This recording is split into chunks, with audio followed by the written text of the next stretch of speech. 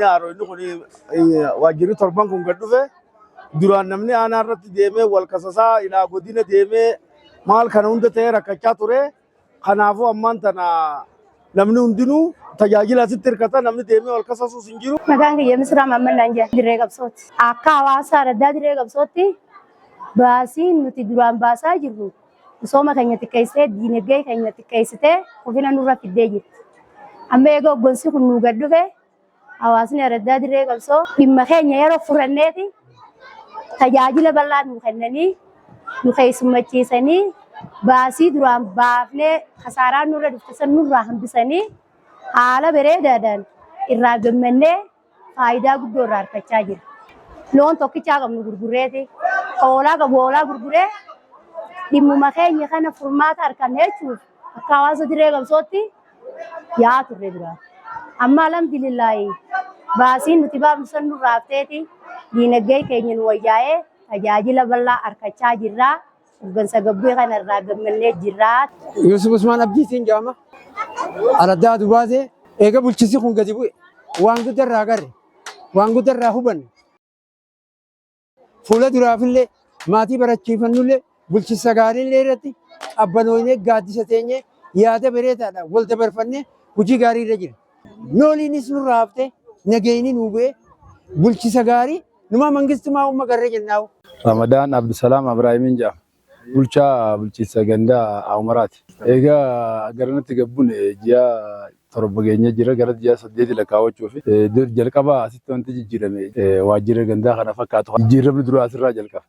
Waajjirri ijaaramuu qaba. Akka bareedduu keessa gaafa tajaajilamu hawaasni kunillee qalbiin isaanii qalbii bareedduudhaan tajaajilama waan jiru dhaabbanne. Egaa waajjiraati mana barnootaa akkuma reefu keessan mana barnootaa duraan diigamaa ture kan lafti isaa dhukkee turte. Mana barnootaa san akka fooyya'u goonee lafa simirtoo goonee lafa leeshoo goonee gidaara isaa tolchinee bakka jireenya barsiisotaa illee tolchinee magaalaa keessatti daandii fidnee makiinota maashina aanaan keenya guutuu qaba.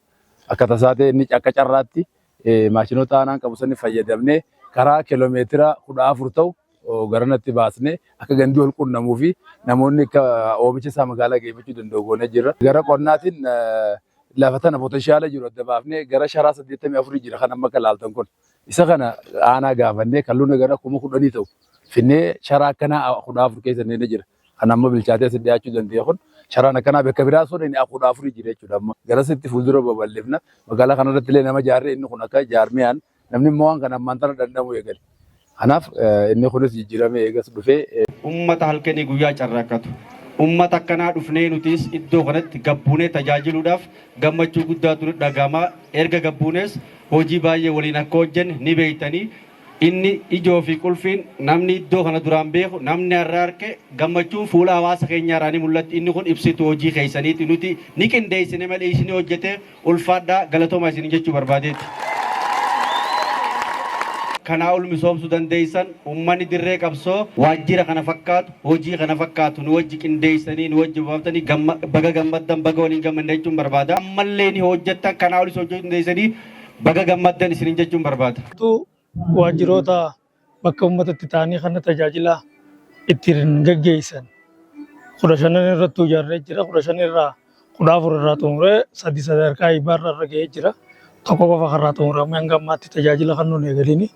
Isaan kana ijaaruu qofaa miti wantoota gurmaa'insa ganda gabbuu kanaaf barbaachisu hunda hanga danda'ametti guunnee fi haala mijeessinee fi uummanni keenya osoo fagoo hin deemne uummata keessatti gabboonii tajaajila akka argatan gochuudhaaf bal'inaan hojjechaa jirra. Gurmaa'insi gandatti eega gabbuu tajaajila guddaa kennaa jira. Keessa rakkoon wanni guddaan inni gabbuuf hiyyummaa uummata keenya keessatti hidda gadi fageeffatee jiru san hundeerraa furuufi. Hundeerraa furuu keessatti tokko rakkoolee bulchiinsa gaarii takka takkaan adda baasa. Rakkooleen bulchiinsa gaarii ture daandiidha, bishaanii, ifaadha. Waliin gahinsa daandii bakkoota diinagdeen gurguddaan jirtu. Uummanni bakka ittiin seenee diinagdee isaa oomisha isaa magaalaa ittiin geeffatu harkachaan ture. Egaa gabbuun ammoo humna waloo sochoosuudhaan hirmaannaa uummataatiin baajatoota mootummaatiin aanaa wajjin walitti qindaa'anii daandilee bal'aa hojjetanii jiranii iddoo bishaan hin gahanii jiranii bakka ifaan hin gahin illee bakkoota ittiin gahanii ifaa babal'isanii jira. Karaa biraatiin qonnaa wajjinis wal qabatee aanonni kun gaa araddoonni gandoonni nu jalatti hafan kun 15 kumarree fukaasaa ture san gahisa aanota seeftineetiin bal'inaan jiraachaa turanii hirkattummaarraa gara oomishtummaatti kan jiru saniin oomishaalee adda addaa gabbuusuudhaan keessattuu qurxummiin hin baramne qurxummii naannoo baaturraa fidatanii toora sharaa haroo deesiin sharaa haroo dhiyaate irratti toora 214 kana irratti qurxummii illee laqanii bikkoon itti oomishamuu eegalte gabaa dhiyeeffamuu eegalte itti nyaadamuu eegaltanii jirti tokko sun akkasaniiti. Lammaffaan jallisiin beekan turanii mootummaan baasiilee adda addaa irraa salphisuudhaaf qaala'insa jireenya kana hambisuudhaaf matoora 1,000 fi wayii dhiyeessee jira 1,000 ol dhiyeessee jira matoora naaftaa nyaatu isa saniif fayyadamanii gandoonni jallisii duraan hin bahin iddoon oomishaan qonnaan bulaan keenya jallisiitti hin bahin oomishuu eegalanii jiranii kuduraan asii eegalamee jira timaamtiin eegalamee jira shunkurtaan eegalamee jirti wannoonni adda addaa eegalamtee jira kun jijjiirama jaalleewwan kun gadi fidan jechuu ni dandeenya. Lammaffaan manneen barnootaa yeroo hawaasummaatiin yoo fudhannee ilaalle manneen barnootaa caccabaa duraan ture irra deebi'anii adda baasanii rakkoolee jiru adda baasanii suphanii tajaajilaaf karaa gahaa ta'een kursii itti guutanii kan karaa guutuu ta'een kan nu jira waan taateef jijjiirama karaa sanbatan. Kaan inshuraansii fayyaati.